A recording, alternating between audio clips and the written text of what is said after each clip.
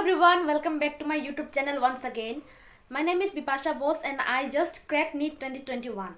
आज की वीडियो में मैं आप सबके साथ शेयर करने वाली हूँ मेरी 10 ऐसी गलतियाँ जिनको मैंने लास्ट 6 मंथ्स प्रिपरेशन के समय में किया था एंड आखिर में मैंने जब लास्ट 3 मंथ्स थे मेरे पास तब मैंने उनको सुधारा भी था. तो आई विश कि मैंने उनको पहले ही सुधार लिया होता. तो मेरा ये 10 सजेशंस या 10 मिस्टेक्स जो मैंने करी थी, आई होप कि आप लोग भी सुधार लो अपने गलतियों को ताकि आपका जो प्रिपरेशन है थोड़ा बूस्ट अप हो सके. Mistake number 1, late decision.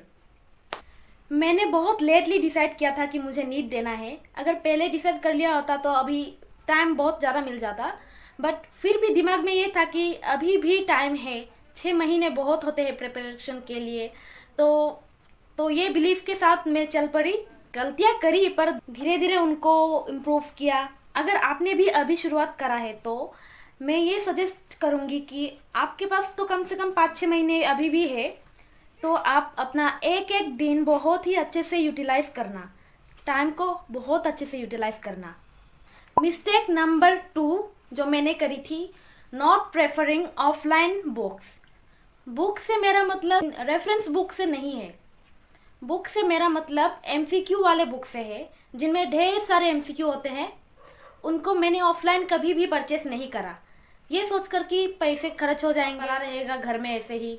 तो ये सारा दिमाग में सोच कर मैंने कुछ भी नहीं खरीदा. बाद में मुझे प्रिपरेशन वाला फील ही नहीं आया, तो मैंने ऑनलाइन ही PDF डाउनलोड करके क्वेश्चन सॉल्व करने लग गई. फ़ोन में सॉल्व करने से बहुत प्रॉब्लम होता था क्योंकि स्क्रीन को बार बार एडजस्ट करना पड़ता है, आपके आंखों में स्ट्रेन आने लगता है, तो वो चीज़ बहुत दिक्कत आती है. अगर आपके पास अभी भी टाइम है और आप अगर अफोर्ड कर सकते हो तो आप बुक खरीद लो. मैंने इसीलिए नहीं खरीदा था क्योंकि मैंने बहुत सारे वीडियोस देखे थे, उनमें बताया गया था कि NCERT को पकड़ो वही इनफ है. बट एक्चुअली में क्या होता है कि उन्होंने तो पूरा सारा कुछ सॉल्व कर रखा होता है, फिर वो आपको सजेस्ट करते हैं कि मत करो सॉल्व, कोई बात नहीं हो जाएगा. बट अपने अंदर में एक खालीपन सा रहने लगता है अगर आपने NCERT के अलावा भी कुछ सॉल्व नहीं करा होता है. तो इसलिए मैं सजेस्ट करूँगी NCERT के अलावा भी एक स्टडी मटेरियल खरीद लो जिसमें सिर्फ क्वेश्चंस होंगे, बाकी कुछ का ज़रूरत नहीं है. एक फिजिक्स के लिए ले लो, केमिस्ट्री के लिए ले लो और बायोलॉजी के लिए ले लो. इस पर आप इन्वेस्ट ज़रूर कर सकते हो. हाँ, ये बात सच है कि बहुत ज़्यादा बुक्स नहीं करना है. एक बुक को ही करो पर उसको ही बार बार करो. हज़ारों बुक से सॉल्व बिल्कुल मत करना. कोई भी एक मटेरियल पकड़ो, उसको बार बार वही क्वेश्चंस लगाते जाओ. जब तक आप सब कुछ ऑनलाइन ही सॉल्व करते रहोगे तो वो प्रिपरेशन वाला फील नहीं आएगा, और वो फील आनी बहुत ज़रूरी है. उसके बाद अपने अंदर का जो खालीपन है वो पूरी कर लोगे आप.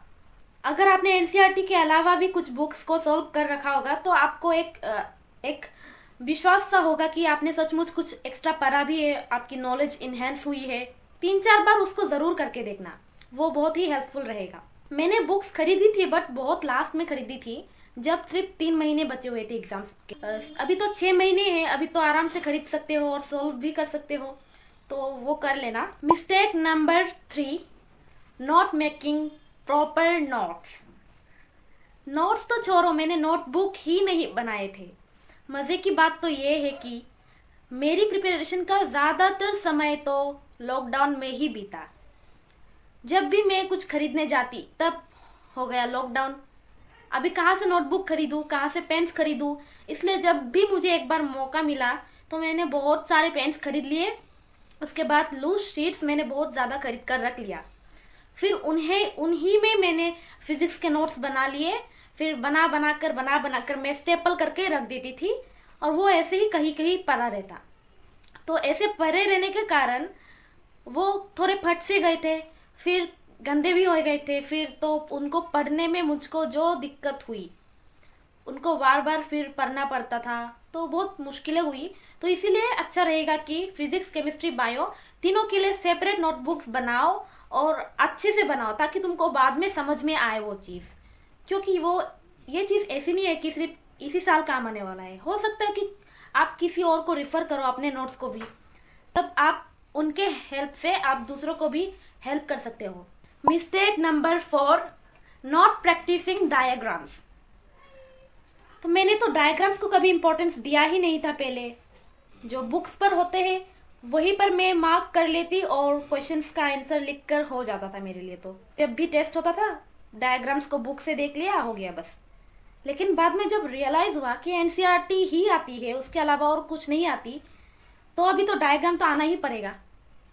तो क्या लास्ट के 3 महीने में मैंने प्रैक्टिस किया, उससे अच्छा है कि अभी जब आपके पास 6 महीने हैं आप अभी प्रैक्टिस कर लो। तो प्रैक्टिस कैसे करना है, जैसे कि आज एक चैप्टर पढ़ाया जा रहा है तो उसके सारे डायग्राम्स आज के आज ही तुमको प्रैक्टिस कर लेने हैं। 5-6 बार करो। ऐसा सोचो ना कि कल ही एग्ज़ाम है, कल ही मुझे नहीं देखकर बनवाने दिया जाएगा, तो फिर कैसे बनाओगे। वैसे अपने आप को एक स्ट्रेस वाला कंडीशन में लेकर जाओ, फिर देखो अपने आप होने लगेगा सब कुछ। तो ये गलती बिल्कुल ना करें, अभी से शुरू करें डायग्राम्स बनाने और याद कर लेना उसको। जो एनसीईआरटी में लेबलिंग है उसी के हिसाब से करो, एक्स्ट्रा लेबलिंग करने की ज़रूरत नहीं है। Mistake number 5, not making formula notes. मैंने फॉर्मूला नोट्स तो बनाए थे बट लास्ट के 3 महीने में बनाए थे। फॉर्मूला नोट्स बनाना बहुत इम्पोर्टेंट है, लास्ट के समय में नहीं बट अभी से बनाना बहुत ज़्यादा ज़रूरी है। एक चैप्टर के एंड होते ही उसके सारे फॉर्मूलेस को कंपाइल करके 2-3 पेजेस में लिख लो। तो तुम बाद में जब चैप्टर को रिवाइज करने बैठोगे तो तुमको चैप्टर्स के बीच बीच में से तुमको फॉर्मूलेस ढूंढने नहीं पड़ेंगे ना। तुमको बस 2-3 पेज का फॉर्मूला फटाक से देख लोगे, उसके बाद तुम प्रिपेयर हो जाओगे टेस्ट के लिए। क्योंकि फिजिक्स में तो पूरा रिवाइज करना नहीं होता है ना, फॉर्मूलेस देखो फिर क्वेश्चंस प्रैक्टिस करो, हो गया। तो उस केस में तुम्हारे फॉर्मूला नोट्स तुमको बहुत हेल्प करने वाले हैं। वीकली टेस्ट के लिए तुम्हारे फॉर्मूला नोट्स तुमको हेल्प करने वाला है।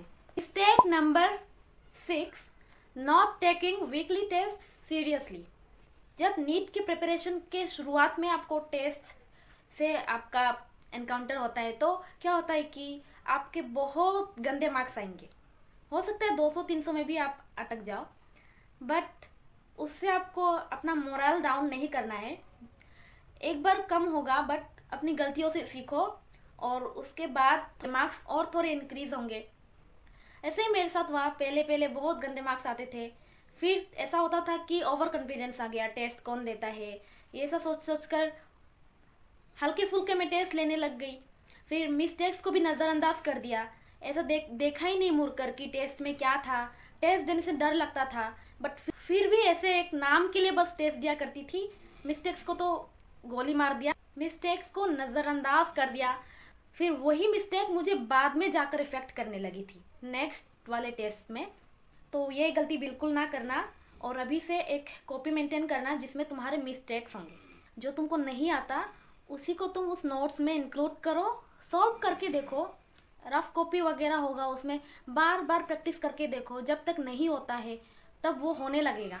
ऐसे कर करके आने वाले टेस्ट में तुम्हारा मार्क्स इंक्रीज होना ही है। अगर टेस्ट पेपर से देते हो तो पेपर में मार्क करके रखो कौन कौन सी मिस्टेक्स तुमने करी थी। रेड मार्किंग करो उनके लिए जिनको तुमने गलत किया था, ग्रीन मार्किंग करो उनको जिनको तुमने सही किया था। फिर अपने टोटल मार्क्स काउंट करो और लिख दो ऊपर में। हो सकता है वो पेनफुल रहे बट ये बहुत ही इम्पोर्टेंट है अभी के लिए। देखो कहाँ गलती करी तुमने, उनको नोट डाउन कर लो, कोशिश करो कि वो गलती दोबारा ना हो, फिर मूव ऑन कर लो। कितना एक ही चीज़ के पीछे पड़े रहना, मूव ऑन करो, उस चीज़ से आगे बढ़ो, जो नेक्स्ट वाला है उसके लिए प्रिपेयर करो। Mistake number 7, not doing previous year questions right after completing the chapter. मैंने प्रीवियस ईयर क्वेश्चंस लगाए थे बट बहुत बाद में जाकर लगवाए थे, जब नीट के लिए 3-4 महीना बाकी था। तब जाकर ये रियलाइज़ हुआ कि बहुत से ऐसे चैप्टर्स हैं जिनमें मेरे को डाउट है जो मुझसे सॉल्व नहीं हो रहे। तो अगर आपने ये सब पहले कर लिया होगा ना तो आपको तभी डाउट्स निकल जाएगा। आपका जितना भी आपके वीक पॉइंट्स है वो आपके सामने क्लियरली नज़र आएंगे, तभी आप उन पर काम कर सकोगे। जैसे कि डाइजेशन वाला चैप्टर ले लिया, डाइजेशन वाला चैप्टर पढ़ने के साथ साथ प्रीवियस ईयर क्वेश्चंस में डायरेक्ट जंप मारो, क्योंकि उनमें बहुत सारे ऐसे टॉपिक्स है जो 10 साल के अंदर तक आते रहते हैं और तुमको वो पढ़ना बहुत ज़रूरी है।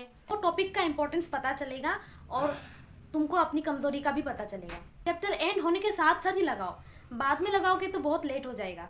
अभी लगाओ।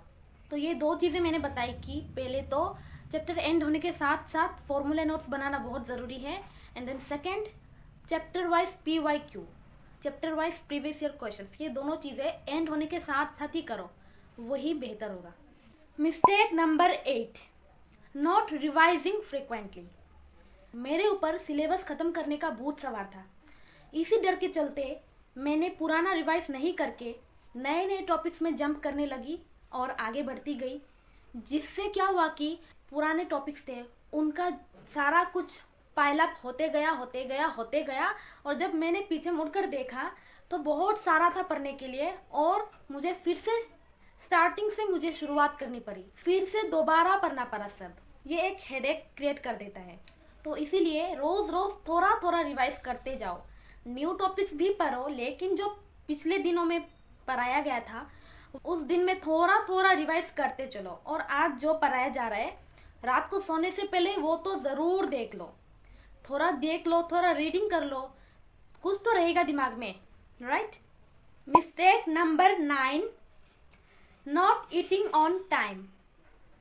ये एक ऐसा मिस्टेक है जो बहुत लोग करते ही रहते हैं, बहुत कॉमन मिस्टेक है। ये चीज़ मेरी ज़िंदगी में बहुत ही मुश्किल दौर लेकर आया था। प्रिपरेशन के दौरान 3-4 बार, 6 महीने में 3-4 बार, 1-2 महीने बाद ही मुझको हेल्थ इशू हो जाते थे। तो ऐसा होता था कि कुछ भी खाओ वॉमिटिंग होकर निकल जाता है, इतने अच्छे अच्छे खाने के सामान, बट कुछ भी नहीं रहता था पेट में। बहुत दिनों तक कुछ अच्छा खाना खा ही नहीं सकी मैं। दिसंबर से जुलाई तक बहुत से ऐसे प्रॉब्लम्स आए थे मेरी ज़िंदगी में, और वो दौर मेरी ज़िंदगी का बहुत ही मुश्किल दौर हुआ करता था। रीज़न क्या है? रीज़न है not eating on time and skipping breakfast. चाहे आप जितनी भी जल्दी उठो, चाहे आप जितनी भी देर से उठो, बट आपको ब्रेकफास्ट ज़रूर करना है। उसके कारण बहुत सारे हेल्थ इश्यू होते हैं, वो होते ही रहते हैं। और अगर आपने अच्छे से खाना पीना नहीं किया होगा तो आपके प्रिपरेशन में तो ऑफ कोर्स इफेक्ट आना ही है। जब मैं सारा दिन पढ़ती रहती थी तो मुझे टाइम का भी पता नहीं रहता था, कब खाना है कब नहीं खाना है। अगर कोई आकर बोलता भी था कि खाना खा लो तो मैं ठीक है 5 मिनट बाद, ठीक है 10 मिनट बाद बोल कर मैं स्किप करती रहती थी। ये बहुत ही बड़ा मिस्टेक है, आप बिल्कुल ना करें इस चीज़ को। मैं सोचती थी कि खाने से टाइम वेस्ट होगा, लाइक खाने से आधा घंटा 1 घंटा मेरा लॉस हो जाएगा, उससे अच्छा है कि तब तक पढ़ते रहो। लेकिन इन द लॉन्ग रन ये मुझको इफेक्ट करने लगा था, बहुत प्रॉब्लम्स हुई थी, बट कोई बात नहीं, एहसास हुआ तो मैंने आप सभी के साथ शेयर करना ज़रूरी समझा। Mistake number 10, not sleeping on time. रात के 1-2 बजे सोने के बाद नेक्स्ट डे में पूरा दिन लेथर्जिक रहने लगी, जिसके चलते प्रोडक्टिव आवर्स में मैं नींद के मारे पढ़ ही नहीं सकी। उसके बाद जब रात के 12 बजते थे तब मैं पूरा एनर्जाइज्ड हो जाती थी, क्योंकि अपना टाइम तो रात को मैंने बना लिया था ना। इसीलिए बहुत मुश्किलों के बाद मैंने ये चीज़ सुधार लिया था। रात का 12 बजे मैंने सोने का टाइम फिक्स कर लिया था। वैसे रात को 6-7 घंटे सोने के बाद मैं उठ जाया करती थी। फिर धीरे धीरे ऐसा हुआ था कि दिन का जो मेरा प्रोडक्टिव आवर्स था, सुबह से ही मैं एनर्जाइज्ड फील करती थी।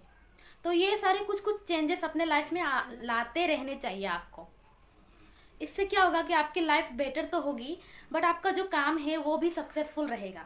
ये सारे थे मेरे 10 गलतियाँ जो आप बिल्कुल भी नहीं करें अभी तो। और एक गलती तो हर कोई करता है, वो है सेल्फ डाउट। ये होना भी चाहिए, क्योंकि अगर सेल्फ डाउट थोड़ा नहीं होगा तो आप अपने आप को बेहतर बनाने के लिए सोचोगे ही नहीं। अगर सोचोगे ही नहीं तो होगा कैसे फिर? वही बात है कि अपने आप को डेली इम्प्रूव करते रहना चाहिए। जैसा कि आज मैं हूँ और मेरे पिछले वाले दिन में जो मैं थी, मैं आज उससे कैसे बेटर बन सकती हूँ, ये चीज़ के लिए हम सबको एफर्ट लगाते रहना चाहिए। तो ये थी मेरी सारी गलतियाँ जो आपको सुधारनी चाहिए। अभी तो टाइम है आपके पास। तो आई होप कि मेरा ये वीडियो आप सभी के लिए हेल्पफुल रहा होगा। I wish you all the best, जो लोग भी इस बार नीट के लिए प्रिपेयर कर रहे हैं। अगर इतनी सारी गलतियों के बावजूद भी अगर कोई नीट क्लियर कर पाता है, तो अगर आपने ये गलती करी ही नहीं होगी तो आपका तो और भी अच्छा होगा परफॉर्मेंस। इसी के साथ मैं इस वीडियो को एंड करती हूँ। पढ़ाई करते रहो एंड जितने भी डाउट्स है कमेंट सेक्शन में लिख देना, मैं उनका आंसर दे दूंगी जल्द से जल्द। Okay then take care, bye bye, see या।